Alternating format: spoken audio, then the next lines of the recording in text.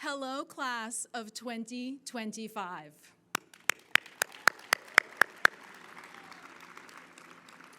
Welcome to Bowdoin. It is so very good to see you. Let me also extend a very warm welcome to our two transfer students. My name is Melissa Quinby, Associate Dean of Students and Dean of First-Year Students. My pronouns are she and her.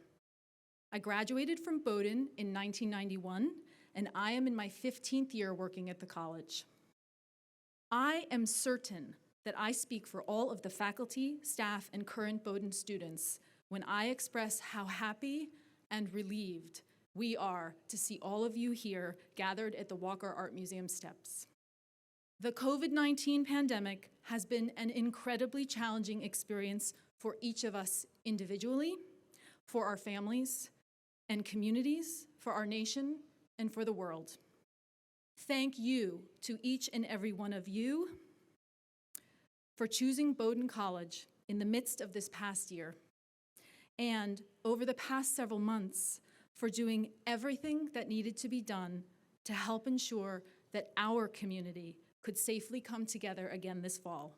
We are grateful.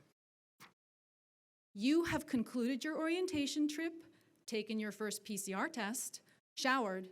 Have you showered? I hope so. Picked up your new iPad. Don't worry. You can get yours tomorrow if you weren't able to stop by Smith Union today. Settled into your rooms, reviewed your orientation schedule, gotten to chat with your new roommates, and maybe even napped a bit. But now, gathered at the museum steps for the first time as a class, the formal on-campus part of orientation has begun. There has been a great deal of preparation organized for your arrival to Bowdoin, and it is truly wonderful that this day and this event at this place has finally arrived. To get things started this evening, it is my honor to introduce Claudia Marroquin, Senior Vice President and Dean of Admissions and Student Aid. Claudia heads the brilliant department that made the smart decision to accept all of you. Claudia is a 2006 graduate of Bowdoin College, and she joined the admissions office in 2010. She has overseen the expansion of the college's multicultural recruitment efforts through fly-in programs for students underrepresented in higher education, has increased Bowdoin's partnerships with community-based organizations across the country, and has served on various working groups at the college to help support students at Bowdoin. As a first-generation college student, she found Bowdoin through her association with the One Voice Scholars Group in Los Angeles and has been an advocate for access, affordability, and equity and inclusion in admissions and at Bowdoin. Claudia's recruitment territories have included multiple U.S. states and annual travel to Central and South America to further understand issues in higher education and access to college. Claudia has worked directly with high school students through the College Horizon summer programs and Bowdoin's long partnership with Questbridge. Back in Maine, Claudia has participated in leadership development through the Institute for Civic Leadership, served as a board member for Hardy Girls Healthy Women, and completed the Harvard Institute's Management Development Program. In the fall of 2020, Claudia began her master's degree in higher education at Harvard's Graduate School of Education. At Bowdoin, Claudia leads the college's efforts to enroll talented and deserving students and to teach millions of people outside the Northeast to properly pronounce Bowdoin. Please welcome Claudia.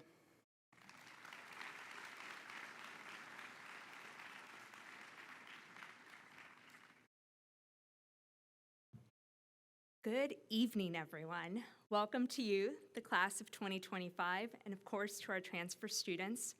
Again, I want to echo that we're so glad that you're all here, and I know that for some of you, the wait was especially long. As Melissa mentioned, I actually sat where you are nearly 20 years ago. It's surreal for me to be standing in front of you right now, greeting you, and actually seeing you in person. During Move-In Day, there were a few students that I was able to recognize from some of the virtual opportunities we had last year. Despite the difference in years and how we all got here, there are a few things that are eerily similar between us. My start at Bowdoin followed the aftermath of September 11th and an altered way of life.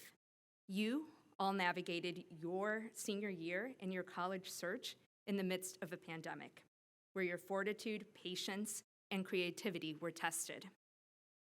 We have all grown used to hearing that these are unprecedented times, and they have been. They still are. But while we've all experienced the pandemic, it's important that you remind yourselves that the experience was not the same for each one of us. Some of you have survived illness, unspeakable grief and tragedy, and in your youth have demonstrated incredible strength, resolve, and forgiveness. One other thing that you should know about me is that I'm still growing as a person, I'm learning, and I'm getting comfortable with vulnerability. The last 16 months were certainly difficult for me personally and professionally.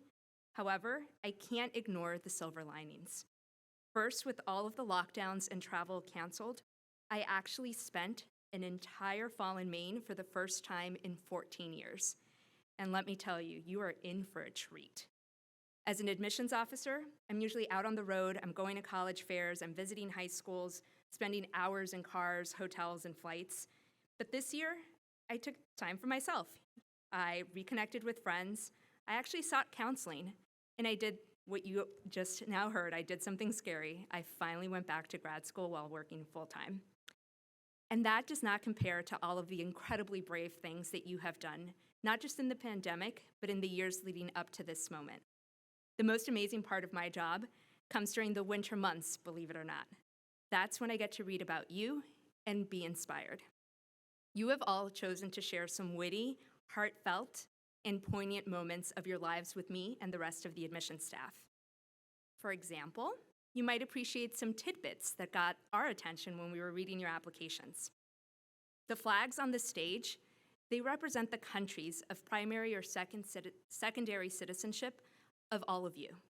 And these countries are important to the cultural context that has helped shape you, your ideas, your questions, all of them which you're bringing to Bowdoin.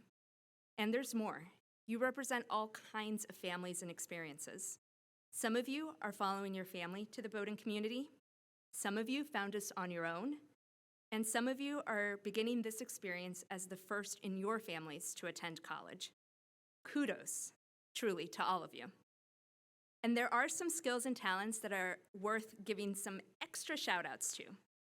Among your classmates, there's a student who spent every summer as a commercial fishing deckhand in Alaska. There's a student who created a documentary on women's rights in favelas. There are 4 veterans who have served in either the US military or for their home countries. A big thank you to all of you for your service.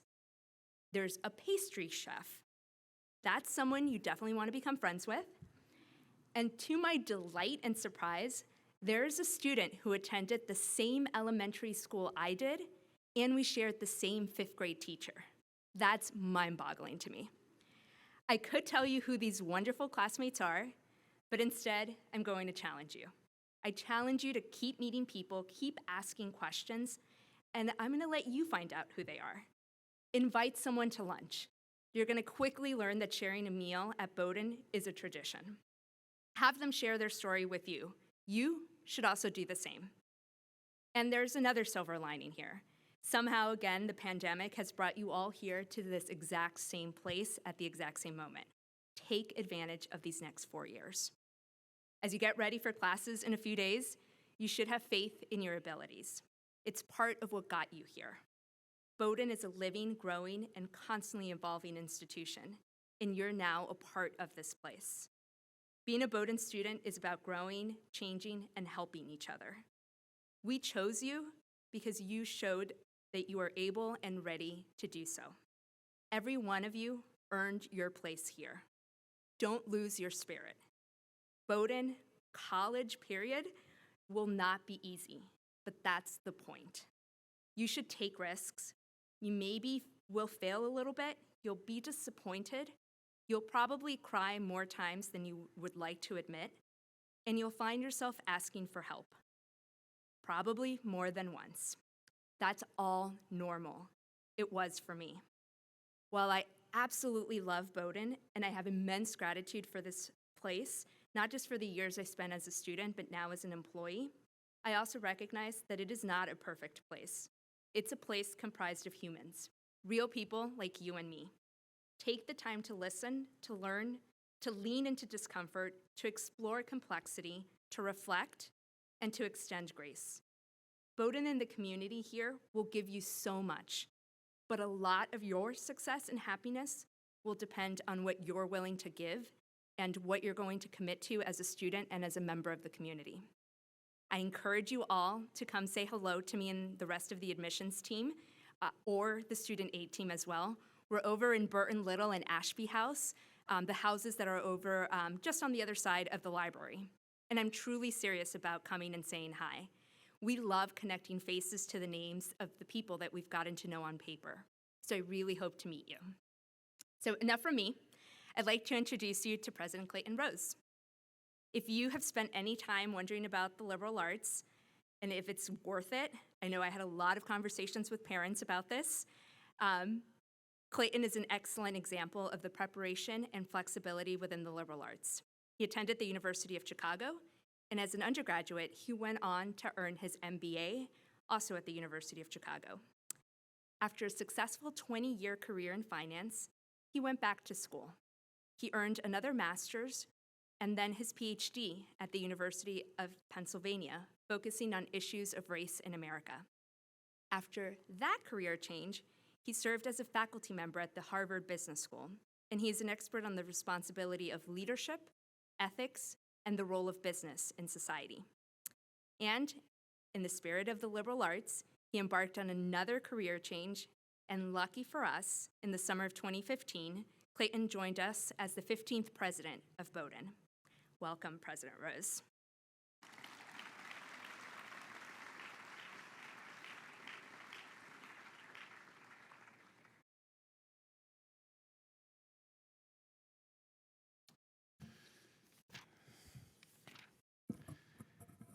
Thank you, Claudia. That was beautiful remarks, and thank you for the very nice introduction. So, class of 2025 and our two transfer students, let me add my welcome. I cannot tell you how happy I am that we are all finally here and that you are all here together. You did it. You made it. It's unbelievable. Now, I want to share with you a few thoughts on your time at Bowdoin College. As Claudia said, and Melissa said so well, we are living in and living through one of the most challenging and historic times that have confronted our nation and the world. And as I said to our graduates in June, literally right here, the hand that you've been dealt right now is a very tough one. It's not what you expected, and in many ways it's not fair. But it is the hand you have, and it's the hand that you have to play. I know that you'll continue to face down the challenges and the difficulties in the days and weeks and months ahead with thoughtfulness, with kindness, with determination, with grace, with a sense of community, and I hope at the right moments with good humor. I know this is what you've been doing over the last 18 months. I know how difficult it's been, but here we are. Let me share a word first about our values.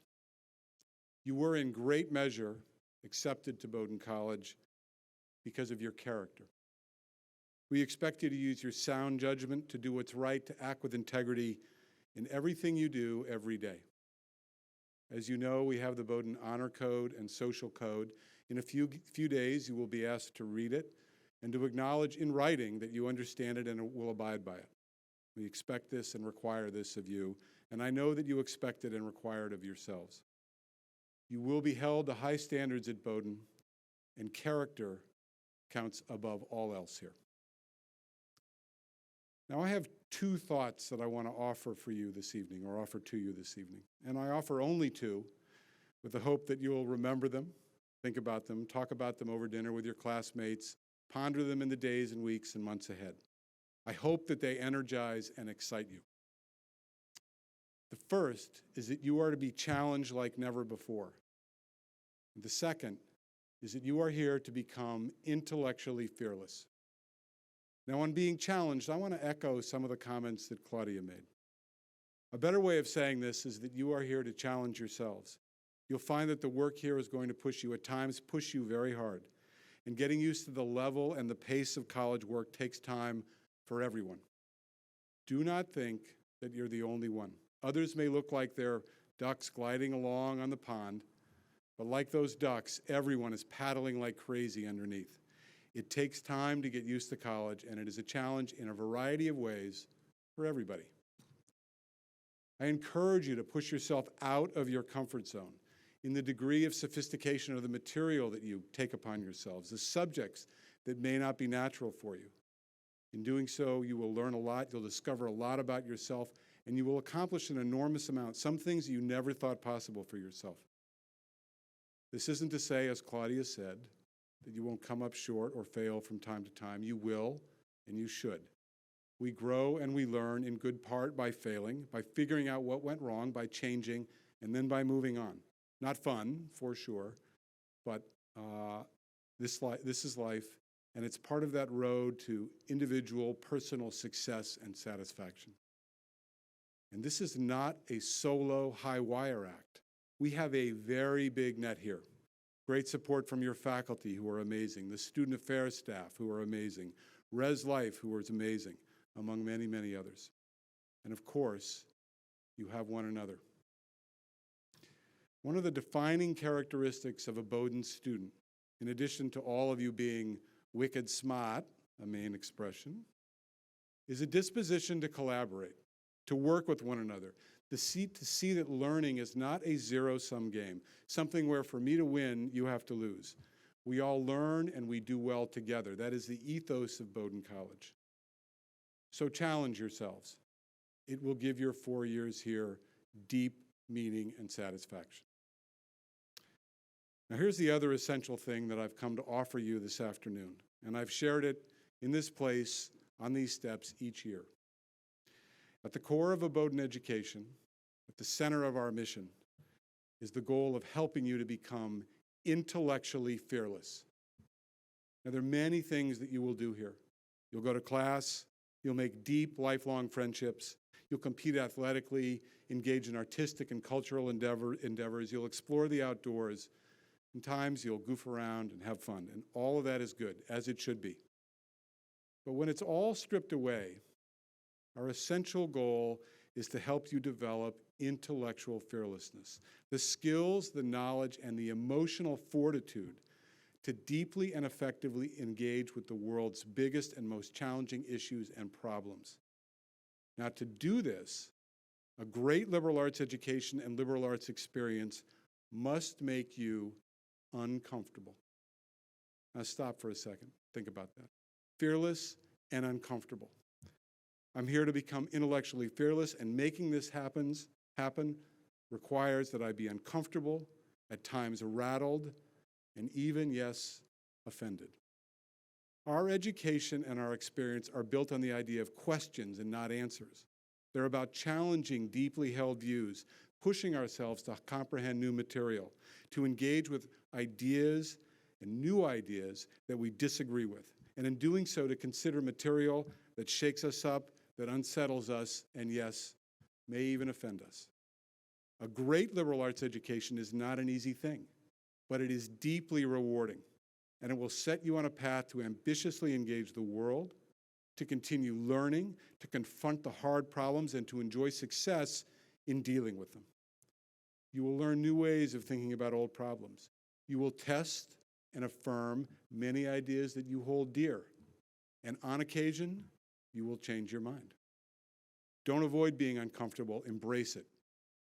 And tomorrow, a week from now, a year from now, when you're in a discussion in class, you're listening to a speaker, you're in the dining hall, in the dorms, wherever, and you hear something that really pushes your button, that gets the hair on the back of your neck standing up, go to it, embrace it, figure out what you're uncomfortable about or unsettled about, and then engage with it. Engage in a thoughtful, objective, and respectful way. This is how you learn. This is how you develop the intellectual tools and the emotional strength to face down and deal with our biggest problems and opportunities. And this is how you change the world. So at these moments, remind yourself exactly why you are here. Develop the skills and that self-confidence to engage with ideas that you oppose and people with whom you disagree. Develop the ability to listen well and break this horrible cable news pattern that we've gotten ourselves into in this country, where we only read and watch and listen to those with whom we already agree. You've earned the opportunity to spend the next 4 years developing the knowledge, the skills, and this emotional fortitude to really be able to engage the world and its big problems. And that is amazing. Now, in the next few days, each of you will visit my office on the other side of the library to sign the matriculation book on a desk that belonged to Nathaniel Hawthorne, Bowdoin class of 1825. You'll have the chance to see the signatures of other first-year students dating back to the beginning of the college. This act is a way of linking you permanently to Bowdoin College. Some of these names will be very familiar to you, and for me, it will be a terrific opportunity to meet each of you individually. I could not be more thrilled that you are here. Welcome to Bowdoin College.